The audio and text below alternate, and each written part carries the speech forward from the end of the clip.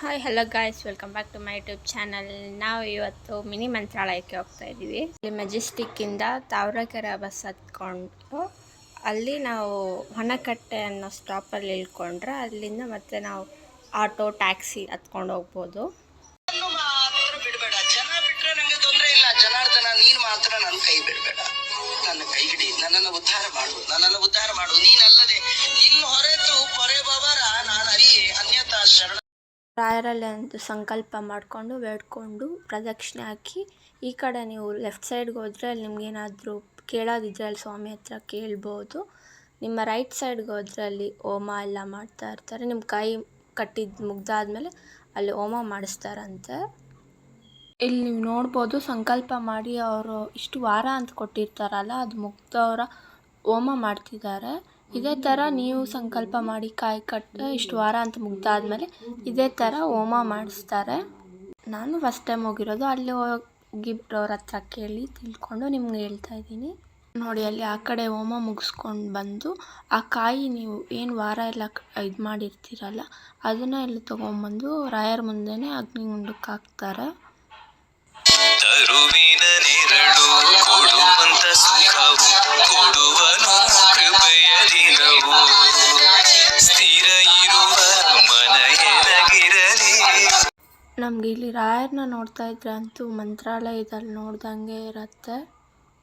ಮತ್ತು ನಾವಲ್ಲಿ ಆಟೋಲ್ಲಿ ಹೋಗ್ಬೇಕಾದ್ರೆ ನಮ್ಮ ಜೊತೆ ಬಂದಿದ್ದವ್ರನ್ನ ಕೇಳಿದಾಗ ಇಲ್ಲಿ ಬಳ್ಳಾರಿಯಿಂದ ಇಲ್ಲಿಗೆ ಬಂದಿದ್ದಾರೆ. ಅಲ್ಲಿ ಆ್ಯಕ್ಚುಲಿ ನಾವು ಕೇಳ್ತೀವಿ ಅವ್ರನ್ನ, ಬಳ್ಳಾರಿಯಿಂದ ನಿಮಗೆ ಮಂತ್ರಾಲಯನೇ ಹತ್ರ ಅಲ್ವಾ ಅಂತ. ಆದರೆ ದೇವಸ್ಥಾನದ ಮಹತ್ವ ಇರುತ್ತಲ್ಲ ಅಂತ ಹೇಳಿದ್ರು. ಅದಂತೂ ನಿಜ ಅಲ್ವಾ? ಅದರ ಬಗ್ಗೆ ನಿಮ್ಮ ಅಭಿಪ್ರಾಯ ಏನನ್ನೋದನ್ನ ಕಾಮೆಂಟಲ್ಲಿ ತಿಳಿಸಿ. ಇಲ್ಲಿ ಹಂಗೆ ತುಪ್ಪದ ದೀಪನೂ ಸಿಗುತ್ತೆ. ನಮ್ಗೆ ಎಷ್ಟು ಬೇಕೋ 5, 21, 16 ಅಲ್ಲಿ ಟೋಕನ್ ಕೌಂಟ್ರ್ ಕಾಣಿಸ್ತಿದೆ ಅಲ್ವಾ ನಿಮಗೆ? ಅಲ್ಲಿ ಟೋಕನ್ ತೊಗೊಂಬಂದು ಇಲ್ಲಿ ಕೊಟ್ಟರೆ ಅವ್ರು ದೀಪ ಕೊಡ್ತಾರೆ. ಆ ದೀಪನ ಹಚ್ಕೊಂಡು ನಮಗೇನು ಸಂಕಲ್ಪ ಇದೆ ರಾಯರಲ್ಲಿ ಬೇಡ್ಕೊಂತ ಅಲ್ಲಿ ಪ್ರದಕ್ಷಿಣೆ ಹಾಕಬೇಕು. ನೋಡಿ, ಇಲ್ಲಿ ಮಾಡ್ತಿದ್ದಾರಲ್ಲ ಆ ಥರ ಪ್ರದಕ್ಷಿಣೆ ಹಾಕಿ ಅದರೊಳಗಡೆ ಬತ್ತಿ ತೆಗೆದು ಹಾಕ್ಬಿಟ್ಟು ಮತ್ತೆ ಅವ್ರಿಗೆ ಅಲ್ಲಿ ದೀಪ ರಿಟರ್ನ್ ಮಾಡಬೇಕಾಗತ್ತೆ. ನಂಬಿದವರ ಕೈ ರಾಯರು ಯಾವತ್ತೂ ಬಿಡಲ್ಲ ಅನ್ನೋ ನಂಬಿಕೆ ಇಟ್ಟು ರಾಯರನ್ನು ನಂಬಬೇಕು ನಾವು ಅಷ್ಟೇ. ಇಲ್ಲಿ ರಾಯರು ಮಿನಿ ಮಂತ್ರಾಲಯ ಅಂತಾನೆ ಹೆಸರಾಗಿದೆ. ನಾನು ಫಸ್ಟ್ ಟೈಮ್ ಹೋಗಿದ್ದರಿಂದ ಅಷ್ಟೊಂದು ನನಗೂ ಗೊತ್ತಿಲ್ಲ. ಅಲ್ಲಿ ಸ್ವಾಮಿಯವ್ರನ್ನ ಮತ್ತು ಹೋಗಿರೋವ್ರನ್ನ ಕೇಳಿ ತಿಳ್ಕೊಂಡಿರೋದು ಇಷ್ಟೇ. ನಾನು ನಿಮ್ಗಿನ್ನ ಇದರಿಂದ ಹೆಚ್ಚಾಗಿ ತಿಳಿದಿದ್ರೆ ನನಗೂ ಕಾಮೆಂಟಲ್ಲಿ ತಿಳಿಸಿ. ಪೂಜ್ಯಾಯ ರಾಘವೇಂದ್ರಾಯ ಸತ್ಯಧರ್ಮರತಾಯ ಚ ಭಜತಾಂ ಕಲ್ಪವೃಕ್ಷಾಯ ನಮತಾಂ ಕಾಮಧೇನುವೆ.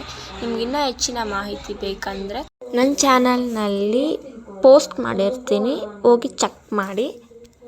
ಇಲ್ಲಾಗೆ ಬಂದಾದ ಭಕ್ತಾದಿಗಳಿಗೆ ಅನ್ನಪ್ರಸಾದನೂ ಇರುತ್ತೆ.